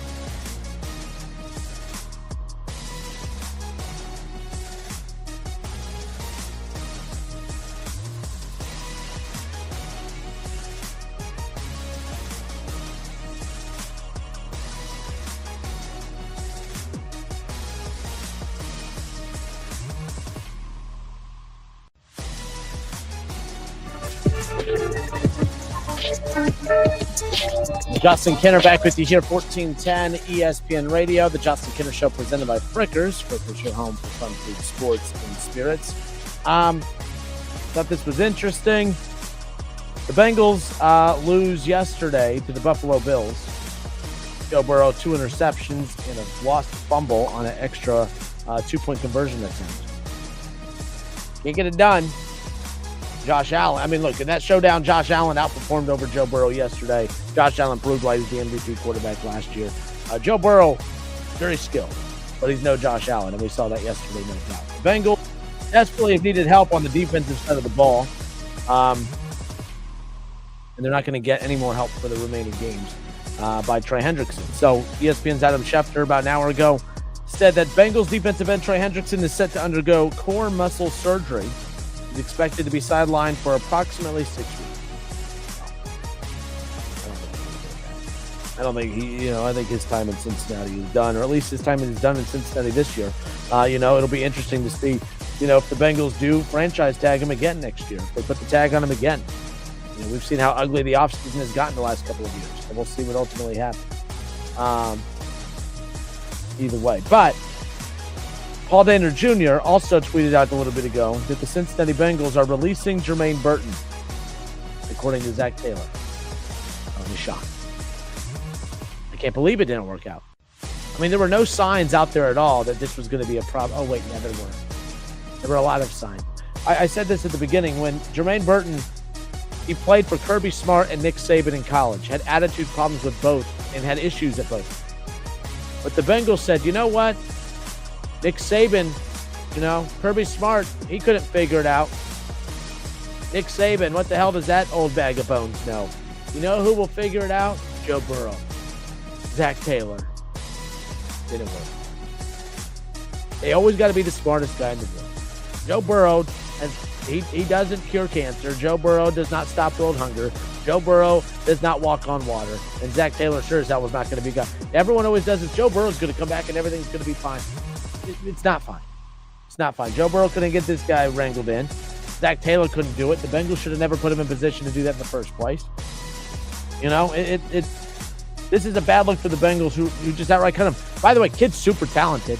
Was a first-round caliber talent that dropped in the draft because of an attitude. And there are organizations out there who can maybe mold that a bit. The Bengals aren't a molding franchise. Well, they are a franchise that has mold on it, but I mean, they're not going to mold a talent. Are you kidding me? This was a disaster from the very beginning. And I don't feel bad for this kid. This kid was super talented in college, and he had such a prime opportunity to be drafted by the Bengals to go play in that offense. In an offense with Jamar Chase and T. Higgins. Jermaine Burton had when the Bengals drafted him, I was concerned as a Browns fan because the kid could play. And I'm like, man, he's going to play, and he's going to play a lot because all the defensive attention is going to be on Jamar Chase and T. Higgins. This kid's going to eat, and he's going to feast, and he's going to dominate. And, they released him. He couldn't figure out. If you can't play with Joe Burrow, if you can't play in an offense that passes 65% of the time, if you can't play on a field that has Jamar Chase and T. Higgins on it when you would just eat, I don't feel bad for you. You want to talk about a missed opportunity? This kid deserves to never get another down in the NFL again. This is why I got so annoyed when people were like, well, hold on, you got to give him time to mature. No. We're all adults. All right? It's sink or swim. And this kid, he's been stinking for a while. All right? And I don't feel bad for him. And I don't feel bad for the Bengals. Think of all the holes that this team has on their roster. And they've all wasted it on picks like Eric All. What's the red flag about Eric All? Well, he's had a lot of injuries in college. I'd be concerned about that. Oh, no. We'll be fine. Eric All. Been out for 2 seasons since then. Injured all the time. Mims, same thing. The question marks. He's been okay, but again, question mark. You look at your first-round draft pick this year. Jamar Stewart, absolute nightmare disaster of a draft pick. Oh, no, he'll be fine. What's his red flag? Well, he's very, very big, but doesn't have a lot of production, and we question his motor. And what's been the problem in Cincinnati? Hasn't played a lot of games. He doesn't get to the quarterback. He's very, very big, and there's a lot of questions about his motor. maybe the Bengals, I know they only have 5 people in that room, but maybe they should pay attention to these red flags. I think it matters. What was the red flag for Jermaine Burton? Attitude issues. You know, he doesn't apply himself. And you had an attitude. I mean, if Nick Saban couldn't get this kid to buy in, what the hell made you think that Joe Burrow and Zach Taylor were? Because Joe Burrow and Zach Taylor definitely not Nick Saban. Not even close as far as that goes. The Bengals lose yesterday. And it appears, I mean, look, the Steelers, I can't figure out. The Steelers are 7-6. Okay, and they're sitting atop the AFC North. The Ravens lose to the Steelers. The Baltimore Ravens are now 6-7. The Bengals, who were 4-8, had a chance to get to 5-8. Yesterday, it's unfortunate that they go down and they lose the way that they did against Buffalo, because they would have been, 2 games out of first place with 4 games to go, and you would have the Cardinals and the Dolphins and the Browns in 3 of the final 4. You have a very bad. The Ravens are bad. Lamar and the Ravens are bad. The Bengals will probably win 3 of the last 4. And I'm not joking, with that defense and the way that Shador looked yesterday, I actually think the Browns are, with the defense of the Browns will beat Cincinnati in that final week.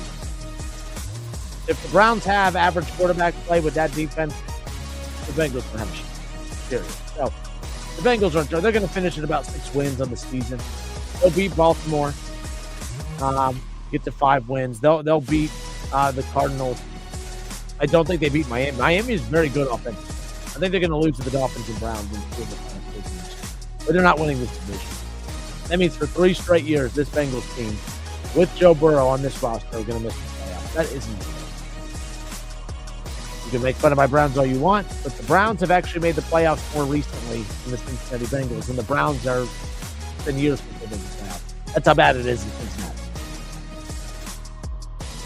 But no, I got into an argument with a lot of Bengals fans because everyone was adamant, Joe Burrow's back, we have a shot. And I kept questioning. I said, with all due respect, Joe Burrow coming back does what? What issue does Joe Burrow coming back exactly address that makes you feel like this team is going to be better with his return? Because Joe Burrow yesterday completed 25 of 36 pass attempts for 284 yards and 4 touchdowns. Now, the 4 touchdowns, that's very impressive. All right. But he turned the ball over 3 times yesterday.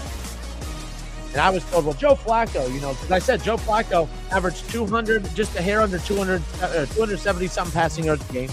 He averaged 2.5 touchdowns a game. The offense was the number 1 offense in the NFL when Joe Flacco was the quarterback for the Bengals. And everyone said, yeah, but he turns the ball over. He's no Joe Burrow. And he's not. He's not Joe Burrow. But Joe Burrow is not this Joe Burrow figure that you paint him out to be. I mean, he's not an MVP quarterback. All right. His biggest win was losing the Super Bowl. All right. Joe Burrow did not, like I said, cure cancer. He did not solve world hunger. He does not walk on water. And he is sitting as the quarterback of a team that is 4-9 on this team. Joe Burrow coming back did not fix this team. Joe Flacco was playing that position exactly at the level of which the Bengals needed to play. That defense is bad. And then the defense looks okay against the Ravens, and everyone said, yeah, Joe Burrow's back, and he just inspires people. So what, was he not inspiring yesterday? Or was it the fact that you played a bad Ravens offense, and, look what happened when you actually played a good quarterback in Josh Allen and the Bills? So that's where I'm at with that as far as the Bengals play. Man, I said it before, the worst thing that can happen is if the Bengals started winning games because that front office would get lazy. This isn't a bad thing. The Bengals losing games is not a terrible thing, because this has to get their attention. Joe Burrow, by the way, 2 interceptions, not good. The lost fumble on the 2-point conversion attempt, not good. But 284 yards and 4 touchdowns, you should win a football game. You should win that football game. But you guys are numb to that. You're numb to your quarterback putting up big numbers and losing. You're numb to it. And that's the problem. But that's the good, to me, this has to get the front office's attention. For 2 straight years, your quarterback has put up stupid numbers and has nothing to show for it. And that's what's going to be the case down the stretch. I actually got to experience yesterday what it's like to be a Bengals fan. How about Shador Sanders yesterday? I got to experience what it's like to be a Bengals fan, to have your offense play lights out and your defense give up 30 points and lose a football game. How about Shador yesterday? completed 23 of 42 passes for 364 yards. He threw for 3 touchdowns, 4 total touchdowns as he ran one in. Shedeur looked like a dude here. The Browns might have found it. And I've said this before.